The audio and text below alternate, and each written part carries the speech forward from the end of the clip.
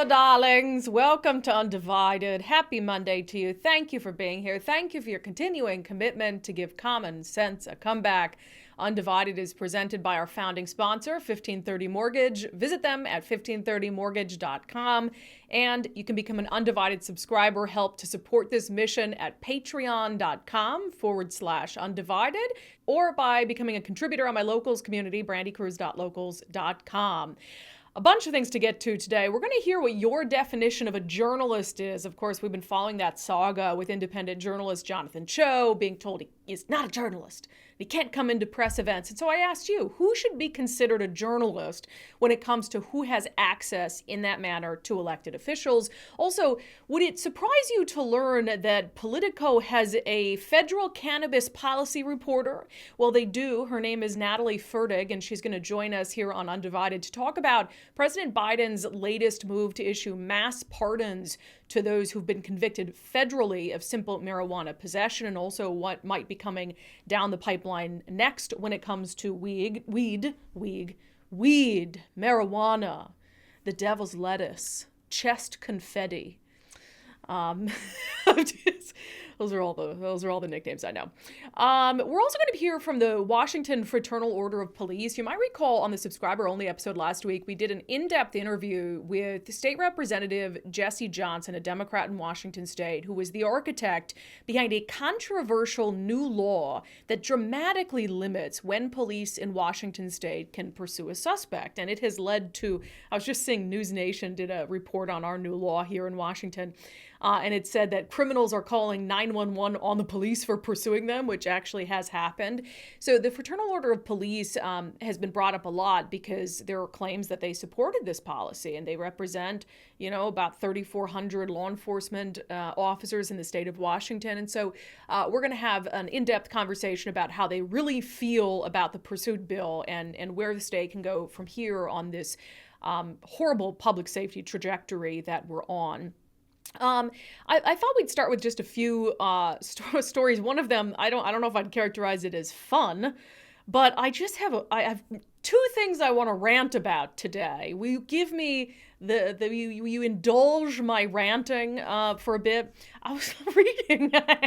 Okay, so the Seattle Met, which is like the kind of lifestyle magazine type of thing in the Seattle area, there was this article that popped up saying, where are Washington's woman winemakers?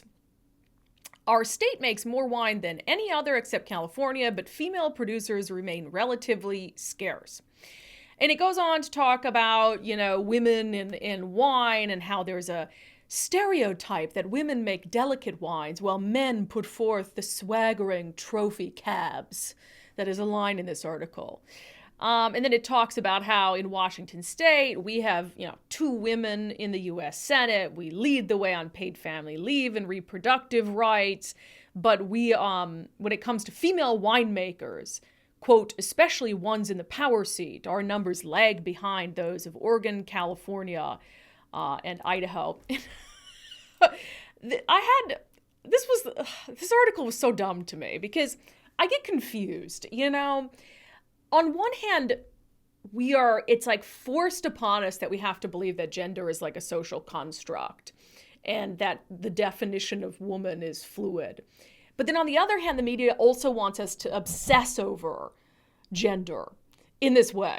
So this whole article, and it's very lengthy, is about women in wine and how, I had to laugh though, because it says in here, admittedly, hard data is scant. Few industry organizations tally the gender of the individuals making wine. You don't say. I've never been enjoying a good Malbec and wondered, what are the genitals of the person who made this wine? So my rant on this is just, what is it? What does the media want from us? Does it want us to go headlong into accepting gender fluidity and thinking that gender, again, is a social construct? Or does it want us to obsess over the sex of the person who's making the wine that we drink? Tell me, media, what do you want from us? Do we obsess over it or do we forget about it? Yeah, I don't care what your genitals look like if you make a good wine. Do you guys remember the The binders of women controversy, the Mitt Romney gaffe. I went to a number of women's groups and said, can you help us find folks? And they brought us whole binders full of women. Well, there's a line in this article that just reminded me of this. The Washington State Wine Commission works with the Alliance of Women in Washington Wine to keep an internal roster of women involved in the state's wine industry. Would you say that it's a binder full of women? Whole binders full of women. Okay, one other rant to get to today. You guys know the 3 tenets of unDivided: people over party, ideas before identity, actions before affiliation. Actions before affiliation, to me, is the single most important one, hands down. Because I think that's what we've gotten off track with our political discourse, is rather than say, hey, here's my moral compass, here are my moral standards, and they're going to be consistent regardless of the political party of the person I'm applying them to, we look at someone's political affiliation when we go to judge their actions, which is silly to me. Like, to me, do I agree with what this person said or did? If the answer is no, then it doesn't matter what their political affiliation is. But we really have started as a society to lack that moral consistency. So that brings me to Los Angeles.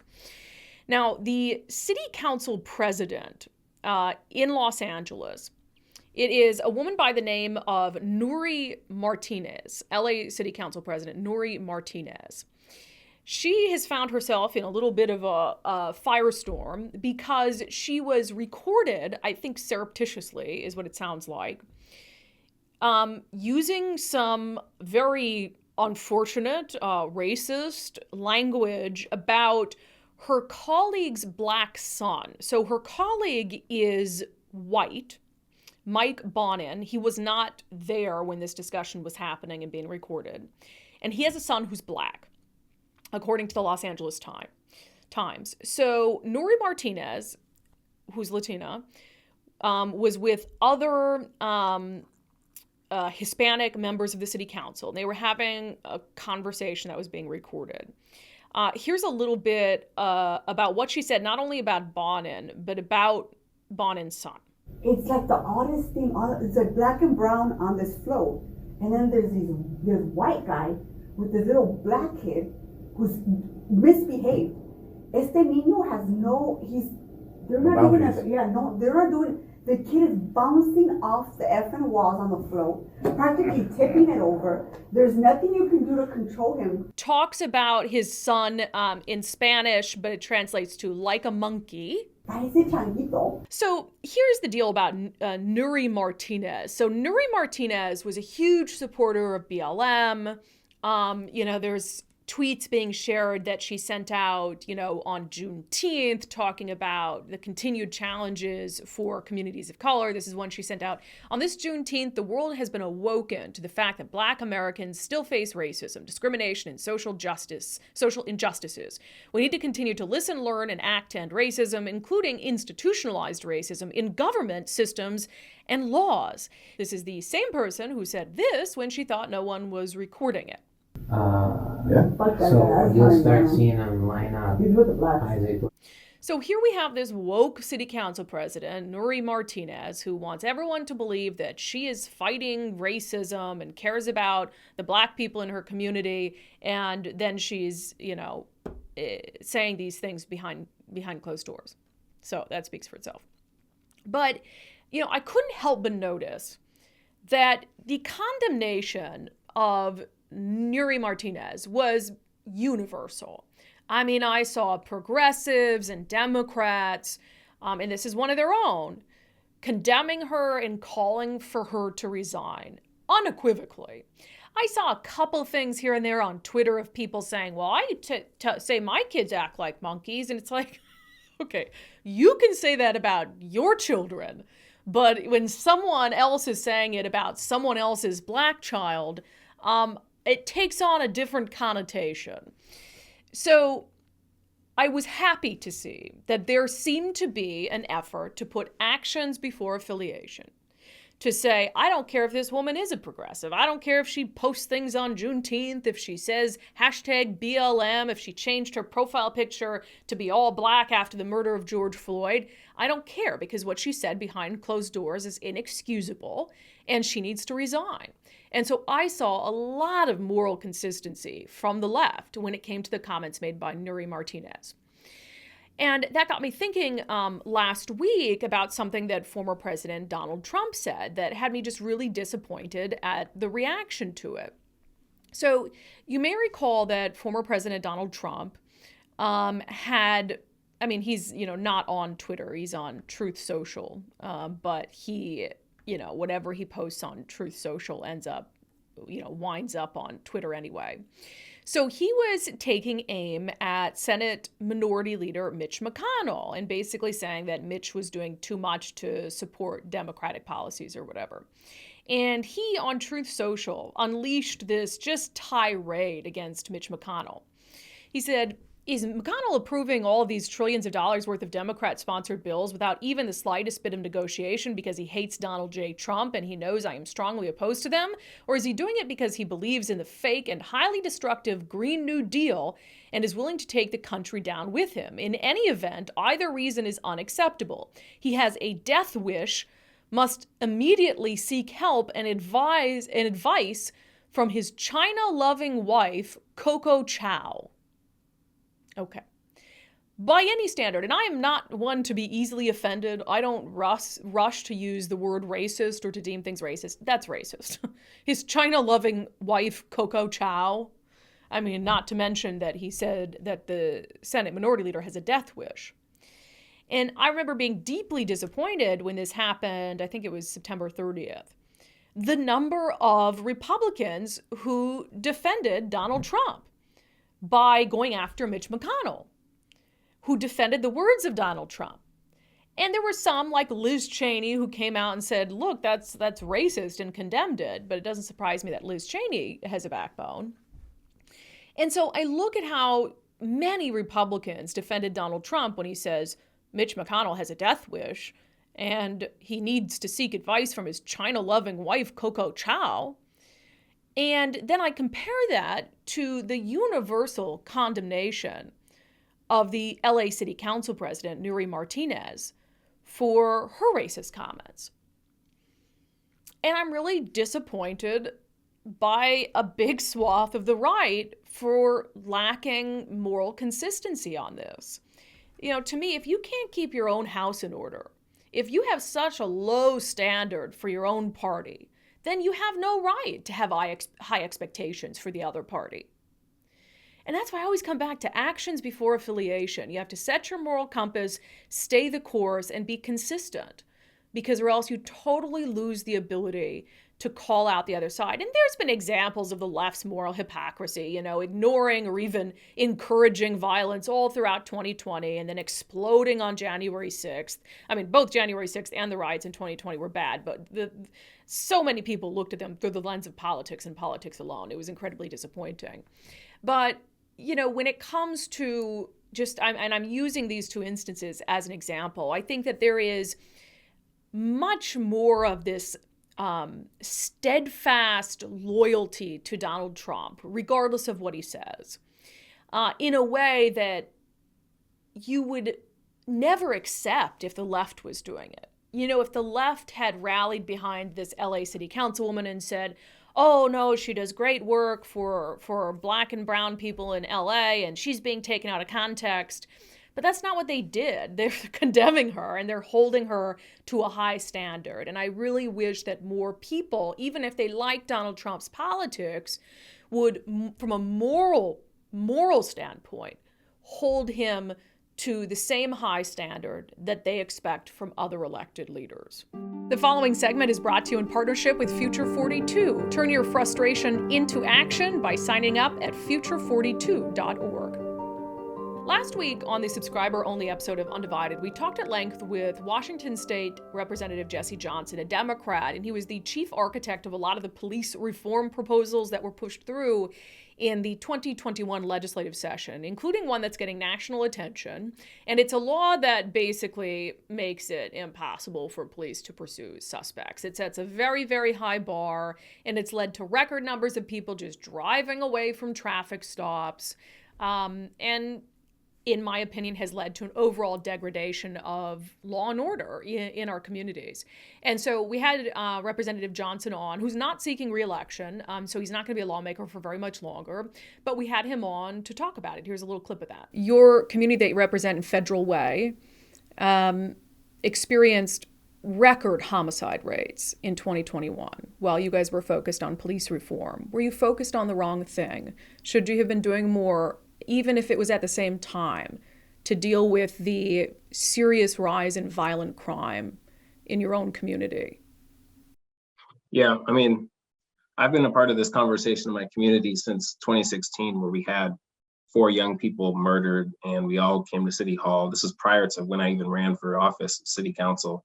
And we had these conversations with the mayor. We provided the City Council and the mayor at the time a list of 10 solid, viable recommendations to decrease youth gun violence in our community. And I can tell you not one of them was implemented. It's sadly, I think politics still continues to get in the way of progress. And I was not going to let that happen post George Floyd, post Breonna Taylor, post Manny Ellis. Now, in that interview, I called out Representative Johnson for something he'd said on Twitter during a debate over this bill. He had said that some police are just mad about it because they can't go around killing people. And obviously, that struck me because here you have a lawmaker who claims that he wants to sit down at the table in good faith with law enforcement to come up with best practices. But then he's saying that some police are just mad at these reforms because they don't want to go around killing people. And so I questioned him on that. It just seems like that's a very intense thing to say when you're saying that you want to come to the table with law enforcement. Well, I mean, I'm someone that really believes not in what you say, but what you do. And I know a lot of people agree with that. I mean, what you do is means a lot more than what you say. And when I look at some departments in our state, I mean, I think that there's some major culture shifting that needs to happen. Now, one of the organizations that Representative Johnson has used to defend this controversial pursuit policy is the Washington Fraternal Order of Police. And it's his assertion that the Fraternal Order of Police endorsed or supported this pursuit policy. And so he points to them and says, hey, it's not just me, it's members of law enforcement who support this pursuit bill. And so the Fraternal Order of Police had stayed kind of quiet when this controversy was brewing over Representative Johnson saying that police are just mad because they can't go around killing people. So I invited the Fraternal Order of Police on the show to not only talk about where they truly stand on this controversial pursuit policy, but also, of course, to have them react to the comments made by Representative Johnson. All right, introduce yourself, sir. Give folks a little background as to why you're in the role you're in. So my name is James Shrimsher. I'm a 28-year law enforcement veteran. I am currently the police chief for the city of Algona, and more importantly, I'm the vice president of the Washington State chapter of the Fraternal Order of Police. I'm also married to a 27-year law enforcement veteran. She's a sergeant at the King County Sheriff's Department. And I'm the father of a 2-year veteran of my daughter, who decided after she graduated college to go into the police profession. And now her husband graduates the academy in a couple of weeks. So I'm very blessed to have a lot of law enforcement in my family. So, well, that's amazing. Well, our thanks to your entire family for the service that they give to our communities. That's awesome. The Fraternal Order of Police, who do you represent? So in Washington State, I'll start with Washington State. In Washington State, we currently have about 3,400 members. we get mischaracterized all the time as a union. We are not a union. We are a police organization. In fact, the Fraternal Order of Police is the largest police organization in the country. We're on pace to be probably by the end of the month 370,000 law enforcement or peace officer professionals in the country. Here in Washington State, we do have a labor arm that does traditional labor representation, but a majority of us are fraternal members that we get involved because it's the one organization you can join as soon as you go into the academy, and you can stay in when you retire. And there's a lot of benefits to that. So can you talk a little bit about what work you do then, if the majority of it is not labor? So for me, I'm responsible for the policy arm of the Fraternal Order of Police here in Washington State. I also hold a position on the National Fraternal Order of Police Policy or Legislative Affairs Committee. So for me, it's my job to represent the organization in Olympia, to have the discussions, to work on policy. I have a good team around me. I have a couple of attorneys. I have a legislative crew that is comprised of officers from all ranks, all over the state, from Spokane to Clark County to Skagit County and out on the peninsula. So we meet a couple times a week. We have discussions, and those members are in various size departments. They're from various size departments, like mid-size to larger to smaller. One thing about the Fraternal Order of Police, it's really unique. You have a guild or a union.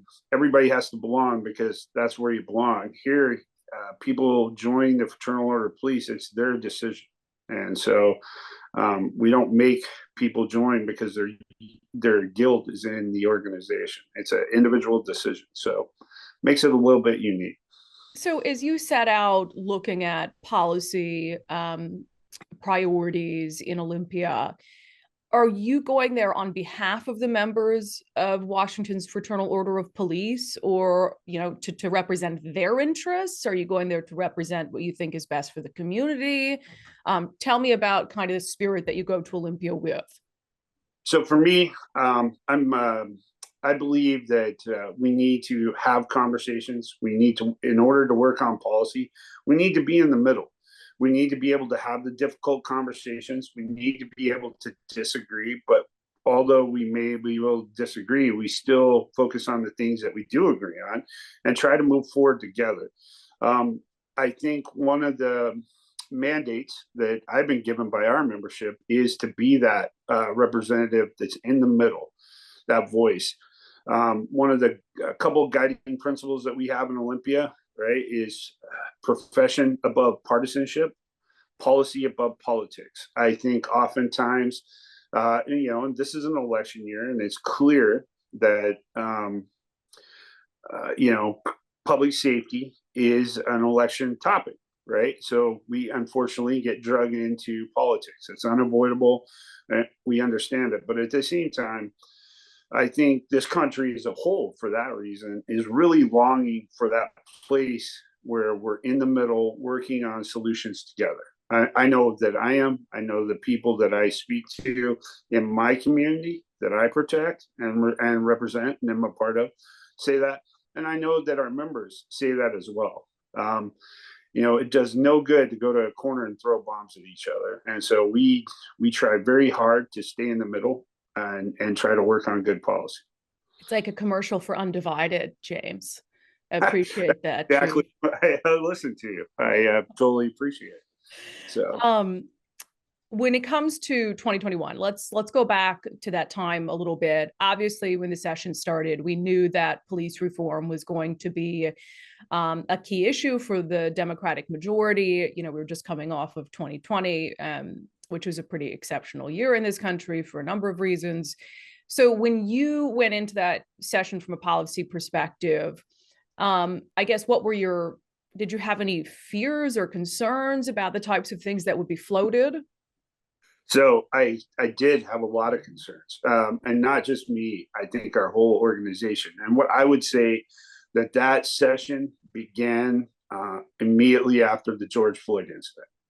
I will tell you, we started getting calls, and there were a flurry of things that that the legislature was floating, and almost within 2 weeks, and there were radical things that I know the ball got moved to one side a lot in that session, but what it could have been was a lot worse.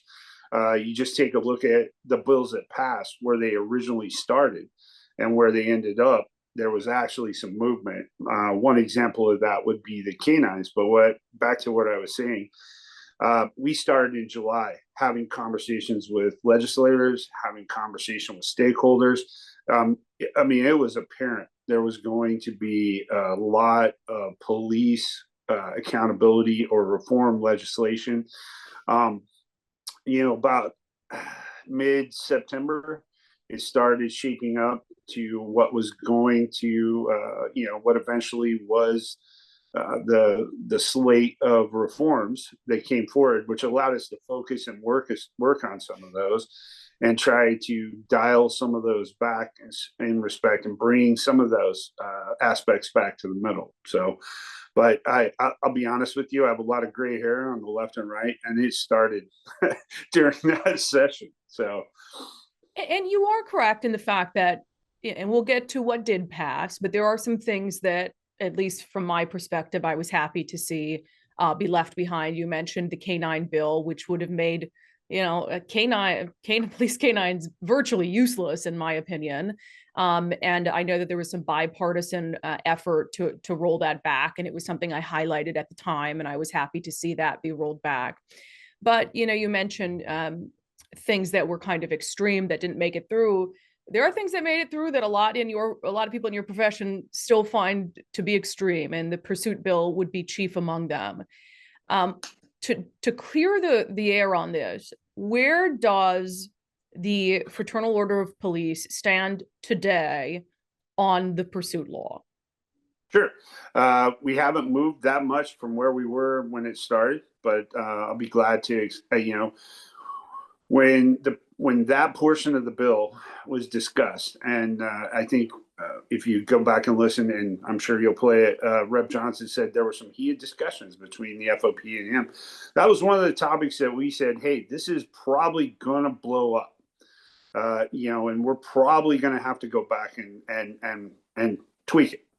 That being said, I'm a smaller agency, right, in South King County, so I had a very restricted pursuit policy in the first place. Our president, Marco Monteblanco, comes from a mid-sized agency, Kennewick. They too had a very restrictive pursuit policy before the law was in place. We were trying to highlight those kind of things. And then, as Representative Johnson mentioned, a lot of people other mentioned, you have Bellevue, you have Kirkland, that have very restricted pursuit policies before. And, so not much changed. That being said, there are other agencies that had a more liberal pursuit policy, and it has dramatically affected their job. One of the things that I had heartache with, and the FOP had heartache with, was the original version of the bill had a exclusion which left it back to reasonable suspicion for domestic violence crimes, and that was taken out, which led to us not really supporting what went through. I mean, for me, one of the biggest crimes that my team investigates are domestic violence calls. Now, where we're at, we recognize that we should have that discussion. And what we're asking for, and I think there are others that are asking for it as well, is kind of, hey, let's put all the stakeholders in a room. Let's make let's have those discussions and make a policy recommendation to the legislature. It's a long session, and we craft some legislation that is acceptable to all stakeholders. Take it out of Olympia, put everybody in a room, and let's have those tough discussions, and let's see if we can get where.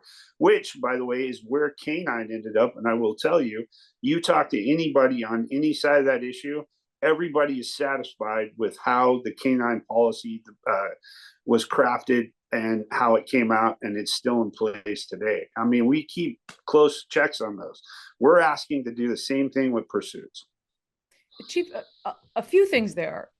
It sounds to me, and forgive me if I'm mischaracterizing, that you aren't happy with the pursuit bill and that you never were. Is that fair? Because when Representative Jesse Johnson has repeatedly used the Washington Fraternal Order of Police to defend the bill, saying you guys endorsed it. Did you endorse it initially?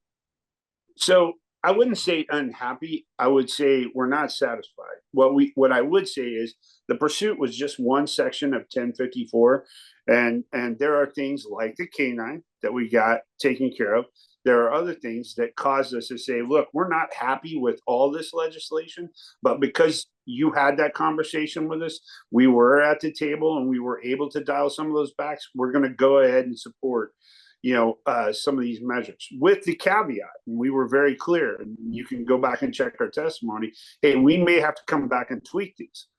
It wasn't a wholehearted yes. But when a legislator that is started in one direction, has come to the middle and is asking for our input and is willing to work with us then yes, we're going to honor that process, and we're going to support what we can support. But it's not, it's a work in progress is more what I would say. So to be clear, when he says that House Bill 1054 was endorsed by the Washington Fraternal Order of Police, is that true? Yes or no? I would point you to our statements at the time. And it basically says what I just said. And yeah, I'm not going to give you a yes or no answer, but we lukewarm, not really, I wouldn't use the term lukewarm. I would say that we endorsed our work on that bill. Okay. So you weren't 100% satisfied with where things ended up, but it was better than where you started, so you just accepted it. That's correct. Okay. So in hindsight, do you regret sort of a placid acceptance of the pursuit bill, given everything that's happened since then? No. So like I explained to you earlier, a lot of us had very restrictive pursuit policies in the first place, and the other thing that I would point out, and I'm a police chief, so I'm going to, administrators are all over the place on pursuits. The law enforcement profession is not on the same sheet of music about pursuits. I mean, I was just paying attention to Twitter a little bit earlier, and I see there's an article about where a larger agency does not want to utilize techniques to prevent pursuits from happening. In fact, I went the exact opposite. We throw spike strips under when we have someone passed out, looks like and the motor's running, and it looks like they're under the influence of drugs. Then we put the spike strips under the back of the car, we pin it in, and then we approach the vehicle. Now, have we had a push bumper pushed in? Yes. Have we spiked tires? Absolutely. From an administrator's perspective, I would rather pay $200 for somebody's tire than have to deal with the fallout of that person going into my community in the state that they were in. So yeah, and I don't think it's controversial to your point. There's a lot of agencies that already had pursuit policies that really weren't impacted by HB 1054. But of course, the key difference is now the criminals are keenly aware. And that's the part that you can't put that toothpaste back in the tube. So even when you go back to fix this, and let's say you change the standard when it comes to a violent offense from reasonable or from probable cause to reasonable suspicion, I mean, how do you contend with the fact that criminals are now hyper aware of what police can and cannot do when it comes to their ability to flee? That's a great question. And it's not just, adjusting the standard or what type of crime you can pursue for. There has to be an extra accountability piece so that you add enhancements, charging enhancements or sentencing enhancements that if you get involved in a pursuit. Now, that requires another aspect of the criminal justice system to be involved and be an active stakeholder in this process. And that is your prosecutors. I mean, I would say it's a mischaracterization to say that the pursuit bill in and of itself has led to where we're at today. I mean, you can go back 7-8 years and you can see this trend of lack of prosecution. You can see, and you can see the I think there was a study probably 7 years ago where it said, hey, you arrest somebody in King County for auto theft, it takes them 7 arrests to actually get charged. I think it's gotten better than that, but not much. And there is talk that the prosecutors are even talking about creating a diversion program for felony crimes.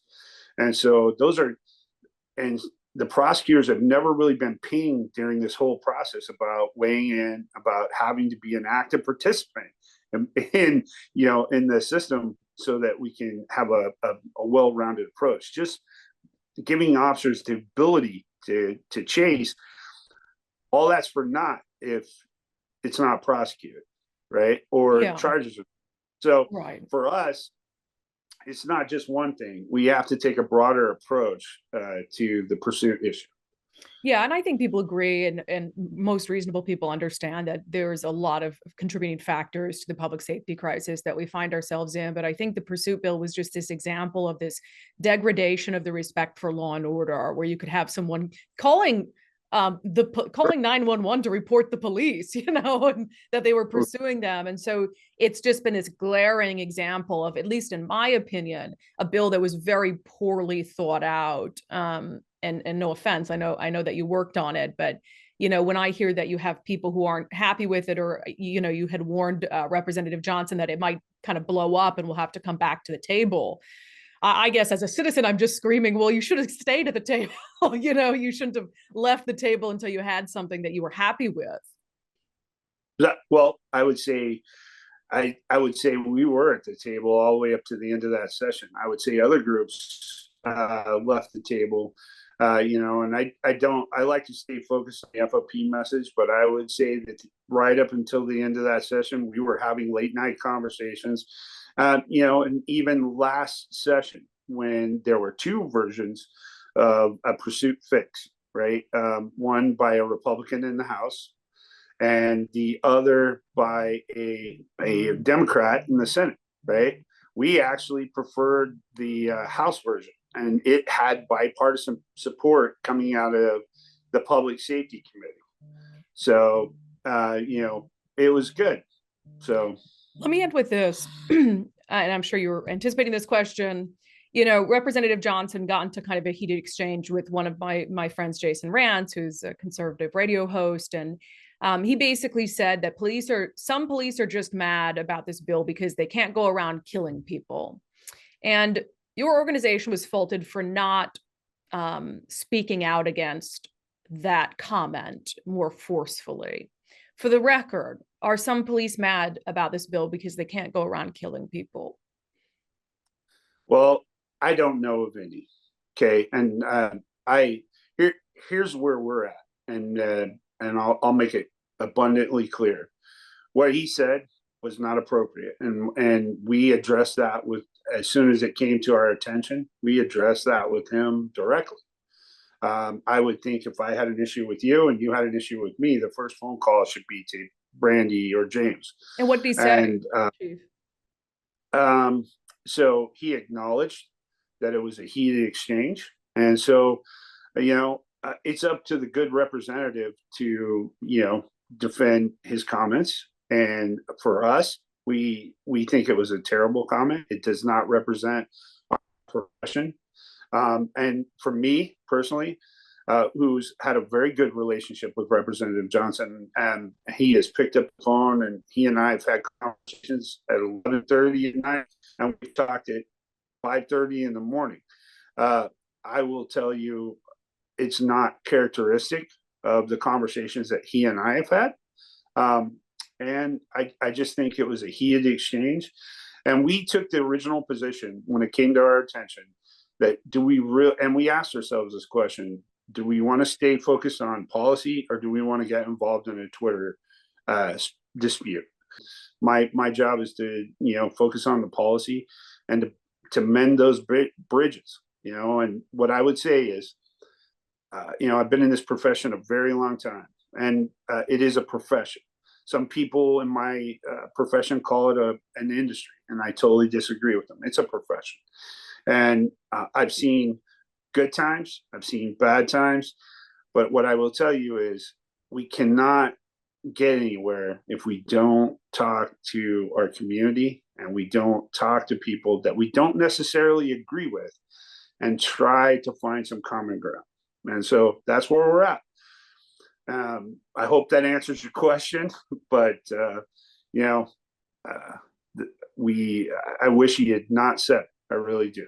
Now, one thing, kind of ran out of time with the interview and had to wrap it up, but one of the things that I pointed out to him after the interview is that, Representative Johnson, even in our lengthy conversation that we had on Wednesday, he didn't really back away from the comment he made about some police just want to go around killing people. Again, here's that clip. You say in one breath that you want to work with law enforcement on this issue, and then you're talking about how police are just mad they can't go around killing people. Why would law enforcement take you as genuine or take you at your word that you want to have conversations with them in good faith? Well, again, the quote I said was some police, and what I found it's a mix. So I think if he really regretted tweeting that, he would have taken our interview as an opportunity to clear the air and say, that was unfair of me, it's counterproductive. But I will just note he didn't do that. And so clearly, like he said, he thinks it's a mixed bag. Some police want. And now, do I believe that there are bad police officers in America? Of course I do. But when you are in one breath, as I told him, saying, I want to come to the table with law enforcement or celebrating law enforcement that has worked with you on these proposals, and then saying, police are just mad. Some police are just mad because they want to go around killing people. I just think that that's a little hypocritical. The previous segment was brought to you in partnership with Future 42. Turn your frustration into action at future42.org. This message is brought to you by Washington's Emergency Management Division. Coming up on October 20th is the Great Washington Shakeout. At 10:20 a.m. on October 20th, more than 1 million people across the state of Washington are going to participate in what is the largest earthquake drill in the world. And people are encouraged at that exact time to drop, cover, and hold on to practice what they would do in the event of an earthquake. It's also a great opportunity for you to discuss with your family or your loved ones other survival and preparedness tips, like having 2 weeks of supplies on hand in case of an earthquake or another emergency. You can find all of these tips at shakeout.org/Washington. And if you're participating, make sure to use the hashtag shakeout on social media. But at the very least, make sure you talk to your family and friends about what you would do in the event of an earthquake, and then join the Great Washington Shakeout at 10:20 a.m. local time on October 20th, where you will drop, cover, and hold along with millions of other people so that we are as prepared as we can be for a major earthquake. President Biden has issued a mass pardon, one of the largest mass pardons in American history. And this has to do with people who were convicted of simple marijuana possession in federal court or in court in the District of Columbia. Now, there are some people saying, this is, a pre-election day stunt, try to get votes. But also, I think it speaks to what really is some growing momentum around just the legalization of marijuana federally in the United States of America.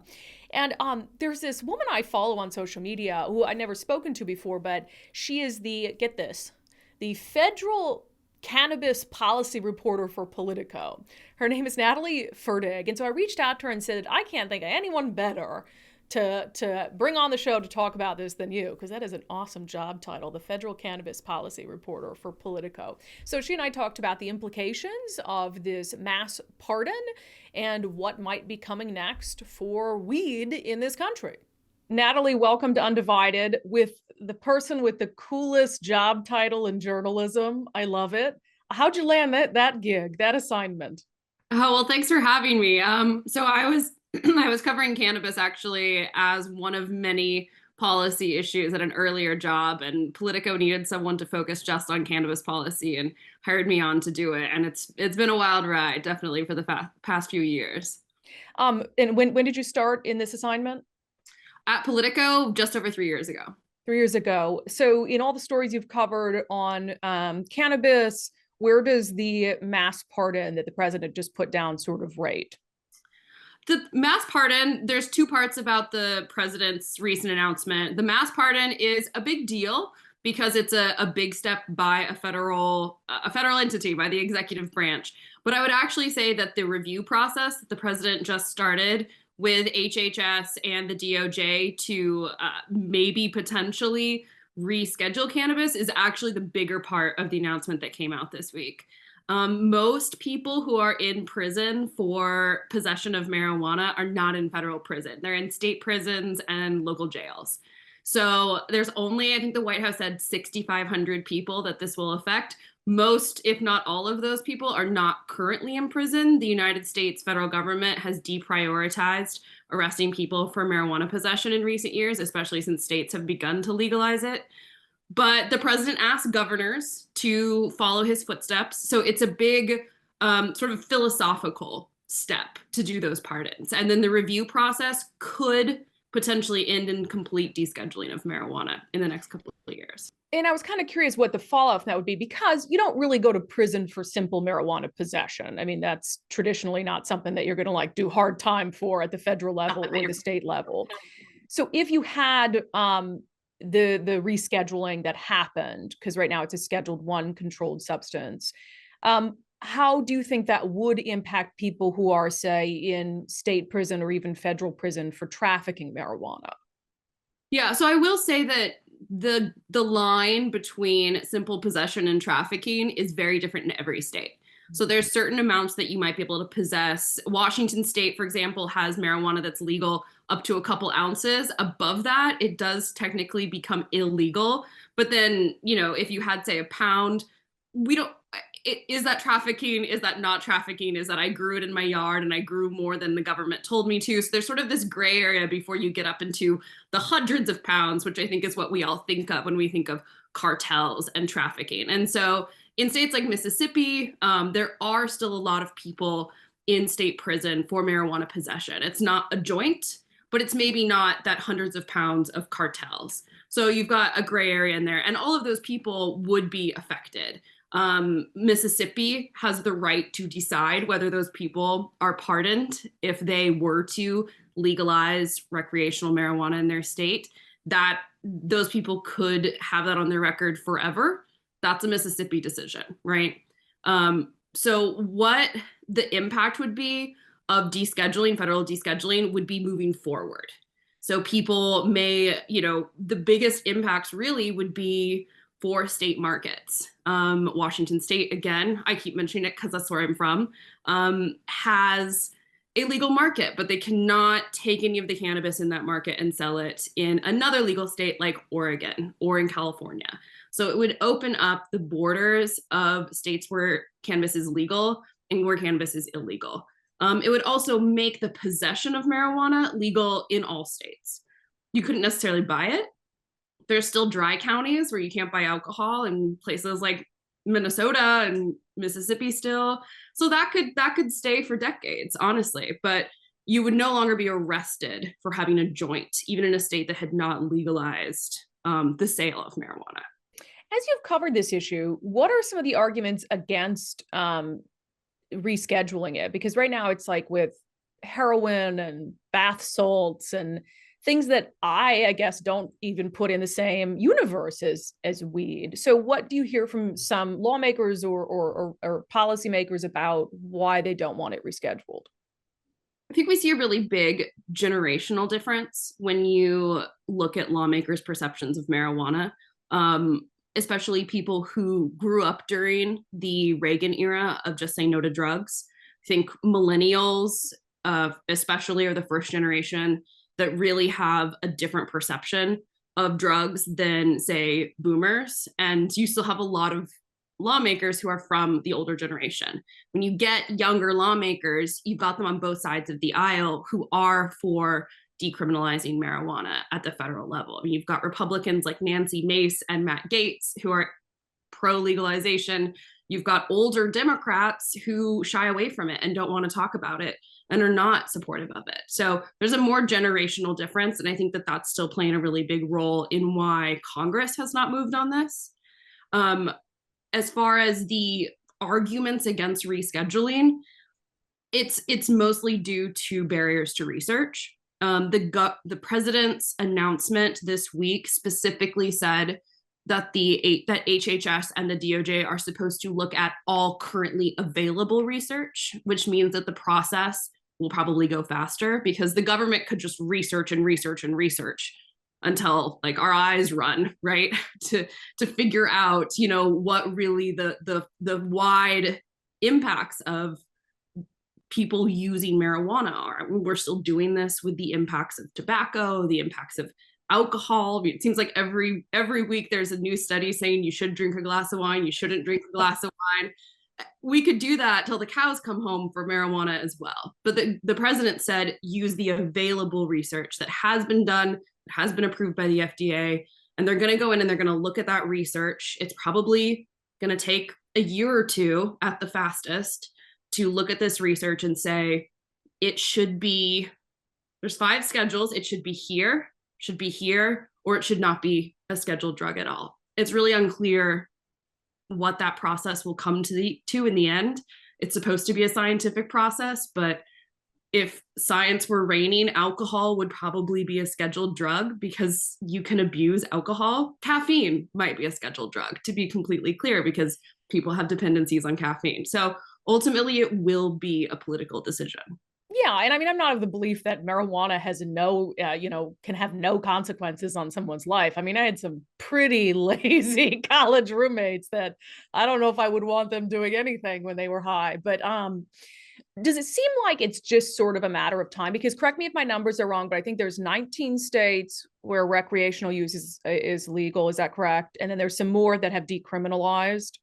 Yes, there are some that have decriminalized, and some cities also in certain states that have decriminalized. Like, for instance, Nashville is decriminalized in a state that has not legalized yet. And then you've got 37 states that have medical marijuana of some sort. So, and then I know there's a handful of states that are going to vote on legalization on November 8th. So I guess for you, when do you think that this sort of the pendulum swings? I mean, if you've got the majority of the states in the union where recreational weed is legal, I guess how can they keep it illegal at a federal level?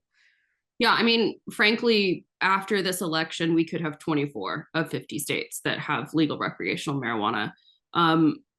The thing is that the more states, in some ways, the more states that legalize marijuana, the more complicated this gets, because every state legalizes in a slightly different way.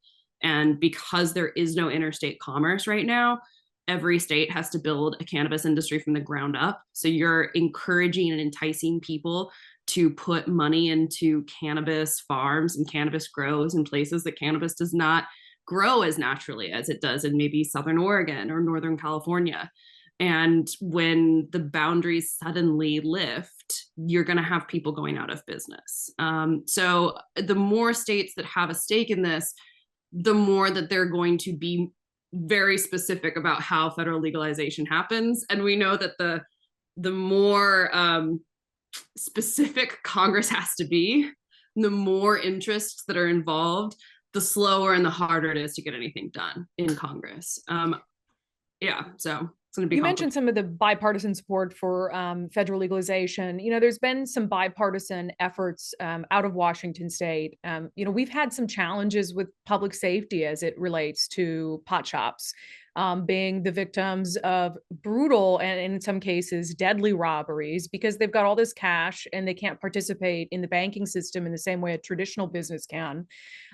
What kind of, if we're waiting 2 years, for instance, for a decision to be made on rescheduling, what's being done in the meantime to try to legitimize these businesses, at least enough to try to keep them safe?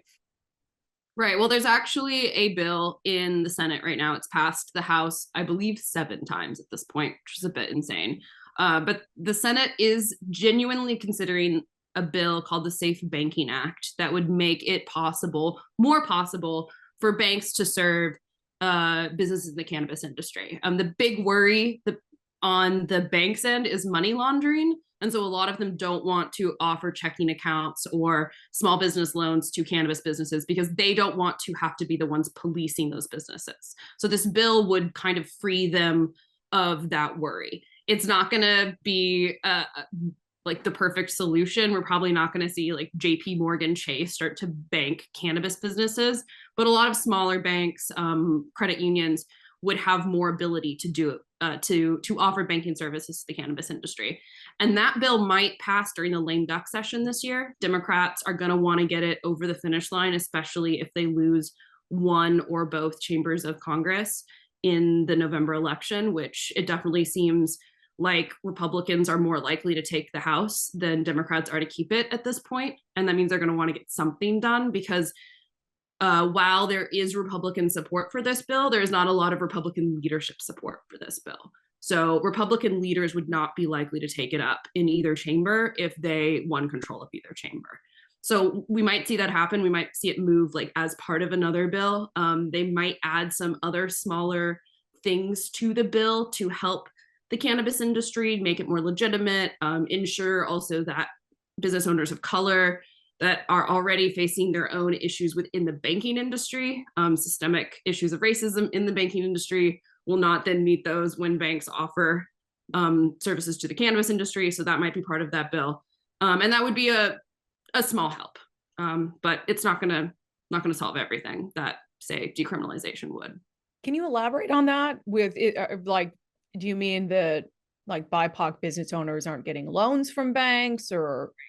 Well, one of the things that I've seen in my couple of years of covering the cannabis industry is states like Massachusetts that come out and say, hey, we're going to offer a certain type of licenses specifically for people who've been impacted by the war on drugs. The thing is that if you've been impacted on the war on drugs, for example, if you have a criminal record, you've also had a really hard time getting other types of employment since you maybe served that jail time. So you don't have the like financial backing that a bank might want to see in order to give you a small business loan. You may not have the financial track record. You may have had to be cobbling together other jobs in the 10 years since you served time in order to be paying your rent, be paying your food. And you can't walk in with this big portfolio that maybe somebody who, has worked in real estate for 15 years is able to walk in and say, look, I have this history of owning businesses. And so how do you, support those people? How do you get around those issues if you really are choosing these people to try to help get ahead in this industry? You're saying we're legalizing something and we want to go back and help people who may have gone to prison for that thing. We want to make it so that they can actually, be a small business owner in this industry. But then there's so many other layers of things that you need to start a small business in this country that oftentimes people who are Black and brown, also women, also veterans, tend to be a couple steps further down that checklist of getting the good financing for a small business, getting that license, that competitive license in from like a city council. Those types of things are harder to come by if you have those marks against you already. So there's talk about how if we're opening up banking to the cannabis industry, how do we also make sure that those loans and those things are going out to these people who have been impacted by the lack of legalization of cannabis, if that makes sense. Yeah, it does make sense. A couple more things, of course, there's always going to be criticism of things that the president does, especially a month ahead of a critical election. Some people have said that he's just buying votes with this. Is there any truth to that? Could this be the president just trying to win some votes for his team? I mean, every politician is just trying to win votes. That's why that's the name of the whole game, right? Voting the election is your twice annual HR review. It's where the voters come in and say, we like the things that you did. And right before your HR review, you might try to do a couple things that make your boss happy with you versus going into your HR review in a bad place with your workplace, right? President's just trying to do the exact same thing. What's interesting is that he chose, to me, as someone who's been covering cannabis for 3 years and knows Biden's track record on cannabis, which is that he is not wildly supportive, that he chose this as his issue to be what we in DC call the October surprise. There's always something that they roll out in October right before the midterms. Every party does this. Every politician does this. Whoever it is that's in charge, to say, hey, look, this is a good reason to vote for us. Cannabis is not something that I've been seeing a lot of politicians leaning into in this election. It had a lot more focus in the last election because, post George Floyd, like a lot of criminal justice issues were a really big focus in the last election. And in this election, frankly, policing and violence is a big issue. And so a lot of politicians have strayed away from marijuana, which is still sort of a gray area for some people when it comes to legality and criminal justice and policing and violence. And, you think drugs, you think bad and violence, right? So it's just been something that politicians are staying away from more in this election. And it's really fascinating to see the president of the United States, who has had drug issues in his own family. So marijuana is something that he has not jumped on the bandwagon. He was the only presidential candidate in 2020 to not say, I want to broadly legalize marijuana. That he's seeing, I can only assume, polling data, which some recent polls show that younger voters particularly are motivated by the idea of cannabis legalization, especially in states where it is not yet legal, like in the South and the Midwest. Democrats are looking for ways to pull younger voters out to the polls.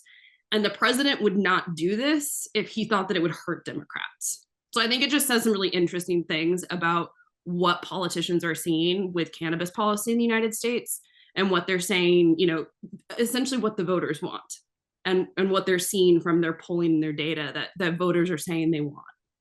You're right that it kind of would seem contradictory, because I think crime, as you mentioned, and violence is going to be one of the biggest issues, especially for, as a moderate, it's one of the issues that I'm prioritizing at the top, just behind the economy. And so you wouldn't immediately think like, let's legalize a drug, although I don't associate weed with like violent crime. I mean, you could associate it with cartel violence and stuff. So I know there's a lot of it wrapped up. So to me, it is kind of like a little bit of a gamble. I mean, he must have seen some polling, but for folks who, don't feel so strongly about marijuana legalization, they might look at that and say, well, that's an odd thing to do, and there's a crime crisis.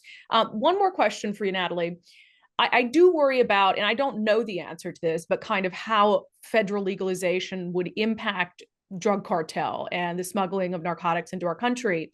And, feel free to just tell me I'm just wrong and it makes no sense. But I guess one of the things I worry about is, if it doesn't make sense for the cartel to bring weed into the country anymore, if it's legalized, that we're going to see an influx, even more so, of actual deadly drugs. Fentanyl has been pouring in. And so I guess that's one of my concerns is, are they going to focus their attention on things that are much more likely to kill Americans?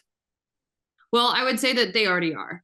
We've seen from Border Patrol numbers that marijuana seizures at the border have dramatically decreased over the last decade as states have legalized marijuana.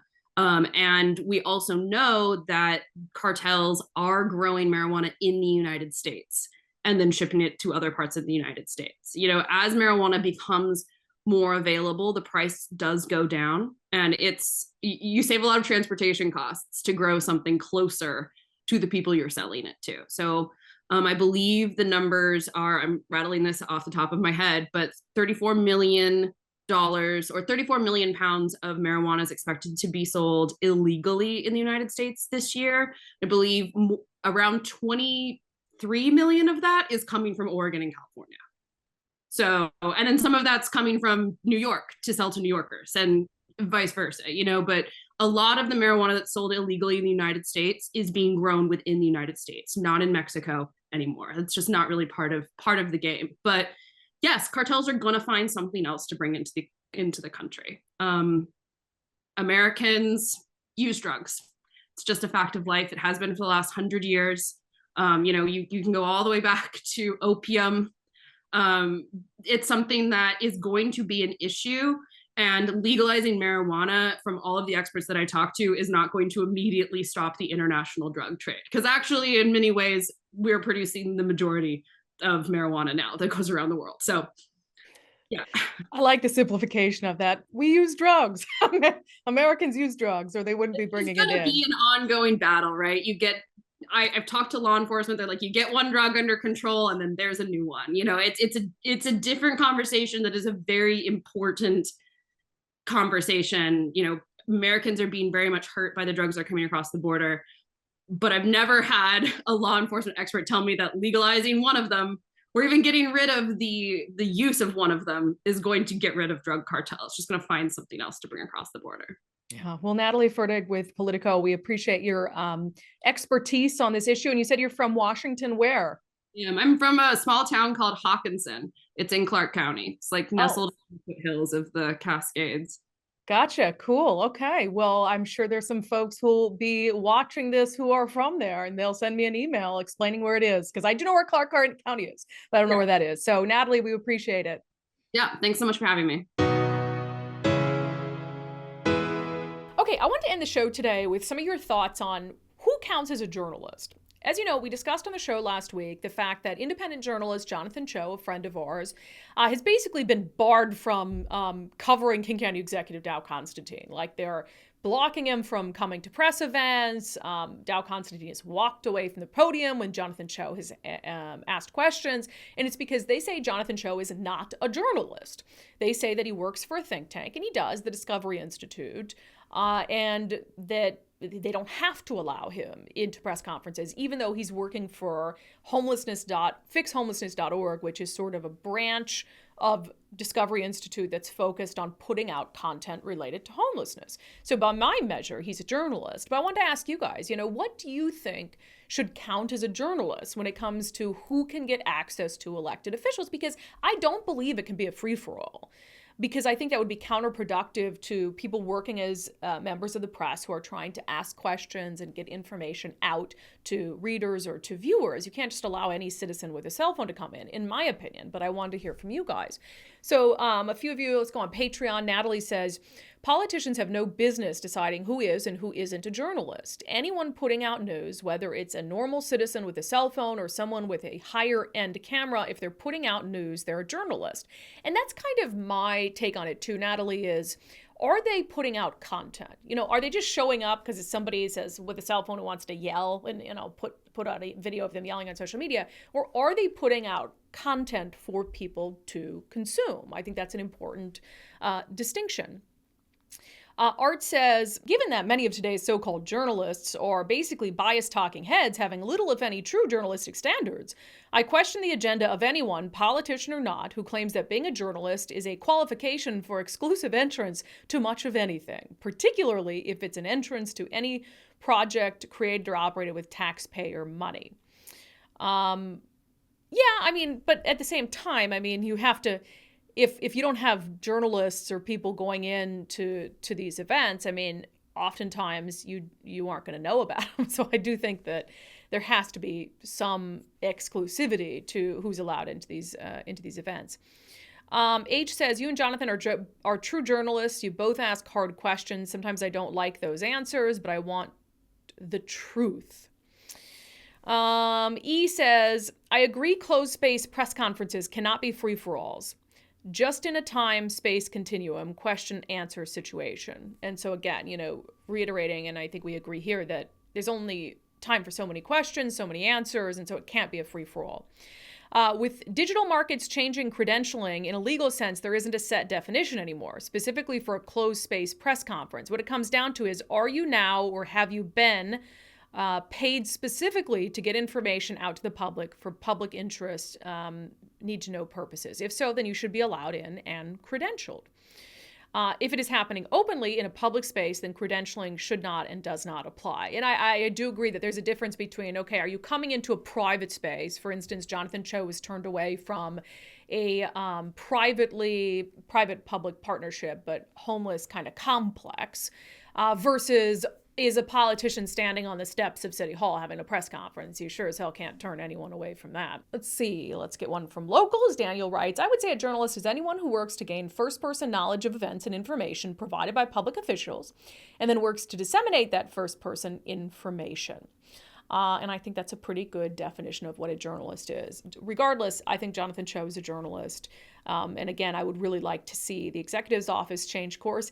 If for no other reason than it's making them look bad. I told this to Jonathan Cho when I interviewed him Friday for Fridays with Friends, which is I don't get from a PR perspective what the executive's office thinks they're accomplishing. Worst case scenario, they answer a couple hard questions from him and then everybody moves on with their lives. Instead, they have, and I really do believe it's them, turning this into a spectacle. And I guess I just don't see do they think that they are coming off as looking good, as the good guy in all of this? Because I think they look very petty, very amateurish.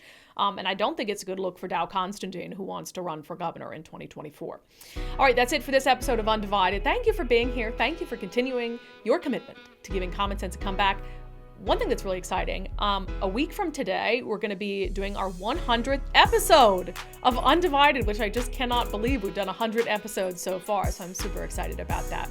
If you have not become a subscriber already, but you love the show, if you support the mission, you can become a subscriber for as little as $5 a month at patreon.com/undivided, or by becoming a contributor on my locals community, brandikruse.locals.com.